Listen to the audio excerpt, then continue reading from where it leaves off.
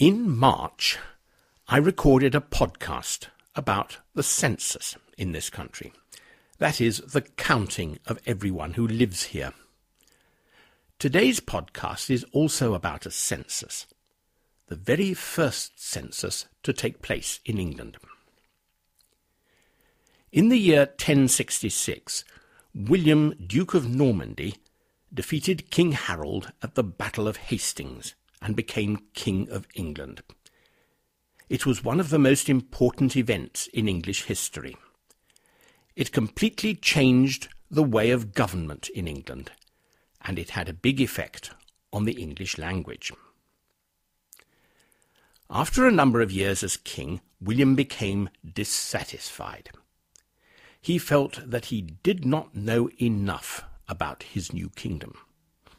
Like all kings and governments, he was hungry for information. He did not know exactly how much land his nobles owned. Indeed, he did not really know how much land he himself owned. More important, he could not work out how much tax his subjects should pay, or how many men could be made to become soldiers in time of war. In 1085, he decided to find the answers to these questions.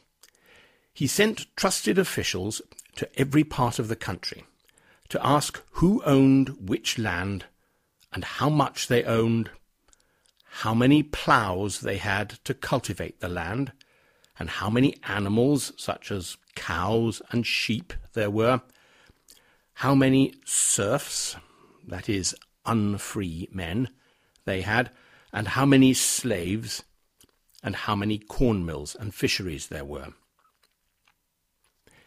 Compare this list of questions with the questions in the 2011 census, which I talked about in my earlier podcast. They are in many ways very similar questions. In 1086, King William wanted to know how many sheep I had. In 2011, the government wants to know how many bedrooms I have in my house and whether it has central heating. King William's census was completed the following year. It covered most, but not all, of England. A scribe then carefully copied the details of the census for each place in England onto parchment made out of sheepskin and made them into a book. Well, 2 books, actually. For hundreds of years, the books were important legal documents. If there was a dispute about land ownership, for example, or about how much tax should be paid, the court would look at what the census said. It was impossible to argue with the book. For that reason, it became known as the Domesday Book. Doomsday means the Judgment Day, when in traditional Christian thinking we should all be judged on the lives we have led, and there will be no arguing with the court on Judgment Day. The Domesday Book is one of the most remarkable documents in Europe. Nowhere else has such a detailed early record of land ownership. The Domesday Book is in the National Archives in Kew near London, but it is now too fragile to display. However, all of the information in it is available online, and you can buy copies of any of the pages which you are particularly interested in. However, unless you know Latin, you will be unable to understand it.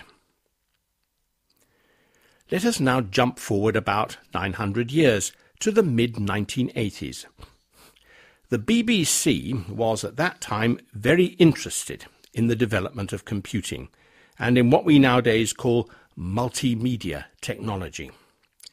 Multimedia technology means roughly using computers to store and manipulate pictures, videos, text, music, and so on. The BBC, for example, made and sold their own computer, and for many families in Britain, the very first computer they had in their homes was a BBC computer. the BBC decided to launch a new Domesday project.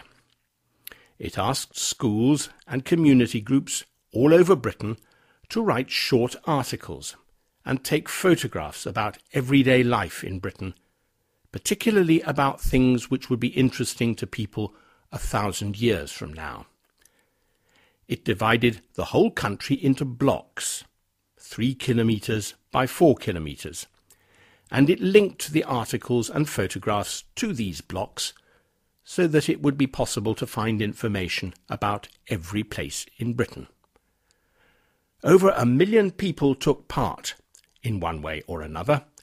Altogether, they sent to the BBC more than 140,000 pages of text and 23,000 photographs. And then the BBC made a great mistake. King William had a scribe to write his Domesday Book onto parchment with a pen and ink, and we can still read what he wrote hundreds of years later. The BBC put the information about the new Domesday project onto things called laser discs. Have you ever heard of laser discs? No, I haven't either. Within a few years, technology had moved on, and no one had a computer which could read the laser discs. Happily, however, the BBC has recently completed the task of transferring everything in its Domesday survey onto a website. You can find little articles and photographs about almost everywhere in Britain in the mid-1980s. And now the BBC have invited us to send in new photographs and articles for the website so that we can see what has changed in the last 25 years. Goodbye.